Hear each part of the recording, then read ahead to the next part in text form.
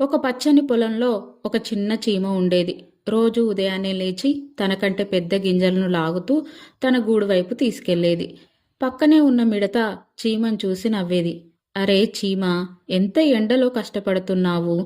ఇప్పుడు వర్షం లేదు, బయట చాలా ఆహారం దొరుకుతుంది, ఆకలికి లోటు లేదు, జీవితం ఎంజాయ్ చెయ్యంటుంది. చీమ ఏం మాట్లాడలేదు. రోజులు గడిచాయి. ఒకరోజు ఆకాశం మబ్బులతో నిండిపోయింది. భారీ వర్షం, నీళ్లు, ఆహారం దొరకని పరిస్థితి. మిడత ఎక్కడ వెతికినా ఏమీ దొరకలేదు. ఆకలితో నీరసించిపోయింది. అప్పుడే చిన్న గూడు కనిపించింది. లోపల చాలా ధాన్యం ఉంది.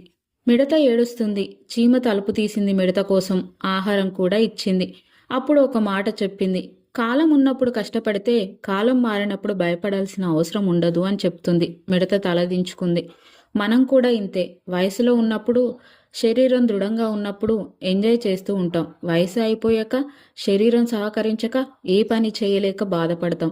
ఎంజాయ్ చేయడం తప్పు కాదు, కానీ సంపాదిస్తూ పని చేస్తూ ఎంజాయ్ చేయాలి. పూర్తిగా కష్టపడుతూ ఎంజాయ్ చేయకుండా ముసలివాళ్ళు అయ్యాక చూద్దాంలే అంటే కుదరదు. ఎందుకంటే అప్పుడు ఎంజాయ్ చేయడానికి డబ్బు సంపాదన ఉన్నా శరీరం సహకరించదు.